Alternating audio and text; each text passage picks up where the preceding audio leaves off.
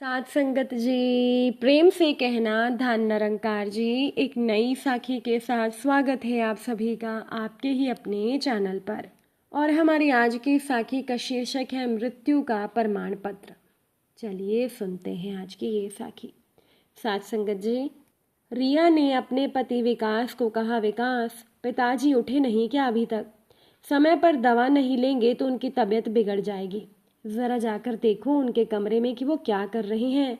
मैं रोटी बना रही हूँ, सब्जी भी गैस पर रखी है, मुझे तुम्हारा खाना भी पैक करना है। जागते ही उनको चाय चाहिए, वो भी सुबह के ठीक 7 बजे।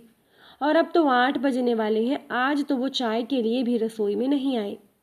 रिया की बातें सुनकर विकास को भी हैरानी हुई कि पिताजी अब तक उठे क्यों नहीं। तुरंत वो उनके कमरे में गया तो पिताजी अभी बिस्तर पर थे, गहरी नींद में थे। विकास ने उन्हें आवाज दी, पिताजी उठिए, 8 बज गए हैं, आज चाय नहीं पीनी क्या? कोई जवाब ना पाकर विकास ने पिता को हिलाया और जगाने की कोशिश की, लेकिन उनके एकदम ठंडे पड़े शरीर के स्पर्श से वो चौंक गया और चीखने लगा, रिया जरा इधर आओ, देखो पिताजी तो उठ नहीं रहे। रोटी छोड़कर सब्जी की गैस बंद करके रिया तेजी से पिताजी के कमरे में पहुंची। विकास को कुछ सूझ नहीं रहा था, बोला, रिया देखो पिताजी तो उठ नहीं रहे। रिया ने भी कोशिश की मगर पिताजी नहीं जागे। उसकी आंखों से अश्रुधारा बह निकली, फिर खुद को मानो सांत्वना देते हुए बोली, जरूर रात की दवाओं के असर से गहरी नींद में है। ठहरो, मैं अभी डॉक्टर को फोन करके बुलाती हूँ। तो रिया ने पिताजी के रेगुलर डॉक्टर को फोन किया और बोली कि डॉक्टर साहब, मैं शिखा बोल रही हूँ। डॉक्टर ने कहा, हाँ शिखा बोलो, पिताजी तो ठीक है ना? परसों ही तो मैंने उन्हें चेक किया था, उनका ब्लड प्रेशर बढ़ा हुआ था, इसीलिए मैंने उनकी दवा भी बदल दी थी। तो शिखा बोली, डॉक्टर साहब पिताजी उठ नहीं रहे, आप जल्दी घर आ सकते हैं क्या? तो डॉक्टर कहने लगा, हाँ मैं तुरंत आता हूँ। 10 मिनट में ही डॉक्टर साहब आ गए। पिताजी को चेक किया गया, फिर विकास के पेट पर सांत्वना की थपकी देते हुए बोले, सुबह सुबह ही इनकी मृत्यु हुई है, ब्लड प्रेशर ही इन पर भारी गुजरा। मैं इनकी मृत्यु का प्रमाण पत्र बना देता हूँ। डॉक्टर की बात सुनकर रिया हिचकियाँ ले लेकर रोने लगी। डॉक्टर ने कहा, शिखा जन्म मरण हमारे हाथों में नहीं होता, फिर उम्र भी तो हो गई थी इनकी, होने को कौन टाल सकता है? फिर विकास की ओर देखकर बोले, मैं तो कहता हूँ अच्छा हुआ जो तकलीफ से इन्होंने निजात पा ली। अल्जाइमर रोग बहुत पीड़ादायक होता है, खुद रोगी के लिए भी और उसके रिश्तेदारों के लिए भी। और हाँ एक बात बताओ, मृत्यु प्रमाण पत्र पर इनका क्या नाम लिखूं? उन्हें चेक करने आता था तो तुम लोगों की देखा देखी मैं भी इन्हें पिताजी ही कहता था। साथ संगत जी, इसके बाद डॉक्टर कहने लगे कि मैं तो शिखा के पिताजी के रूप में ही इन्हें जानता हूँ। थोड़ी देर के लिए विकास और रिया सक पकाए से एक दूसरे का चेहरा देखने लगे और इसके बाद शिखा ने चुप्पी तोड़ी और डॉक्टर से बोली, डॉक्टर साहब मेरा नाम शिखा नहीं है, मेरा नाम रिया है। पिछले 10 सालों से मैं पिताजी के लिए ही शिखा बनी हुई थी। तो डॉक्टर हैरानगी से चौंकते हुए बोले, इस बात का क्या मतलब? तो रिया बोली, कोई 10 साल पुरानी बात है डॉक्टर साहब, मैं कुछ सामान लेने बाजार गई हुई थी।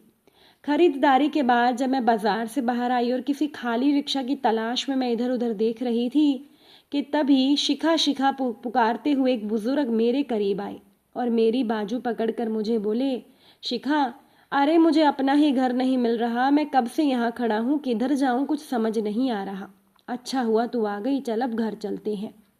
तो मुझे ये बुजुर्ग किसी अच्छे घर के लग रहे थे, दिखने में भी और कपड़ों से भी। मेरा हाथ थामे बोलने लगे, शिखा जल्दी चल, मुझे कब से भूख लगी है। तो डॉक्टर साहब मुझे समझ में नहीं आया कि मैं क्या करूं।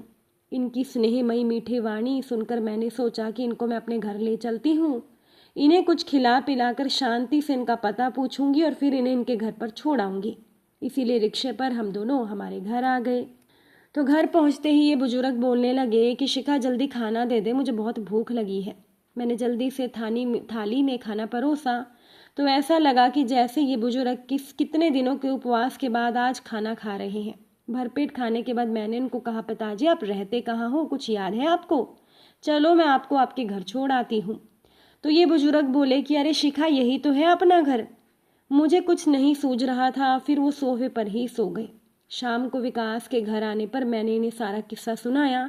फिर विकास के कहने पर हमने अखबार में गुमशुदा वाले पेज पर और टीवी के गुमशुदा वाले कार्यक्रम के माध्यम से इन बुजुर्ग का पता और नाते रिश्तेदारों का पता करना शुरू किया।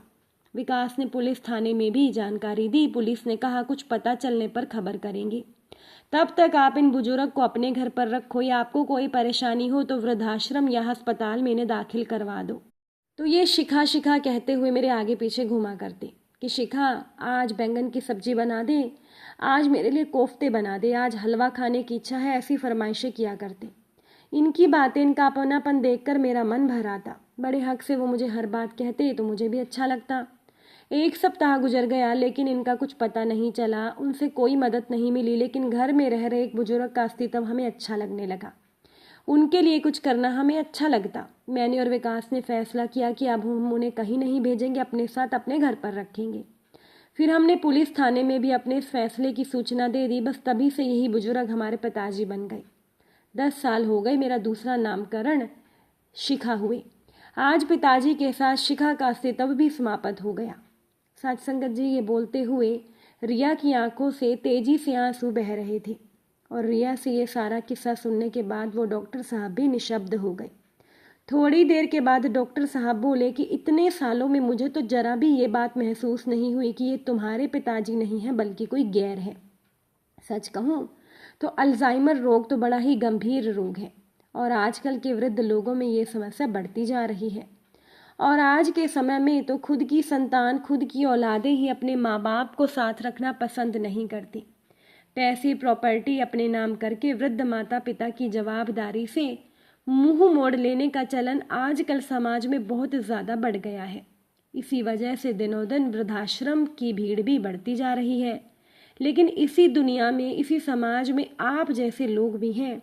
ये देख और सुनकर मुझे तो आज बड़ी हैरानी हुई और ये तो मेरे लिए बेहद ही आश्चर्य का विषय है। इसके बाद डॉक्टर साहब खामोश हो गए।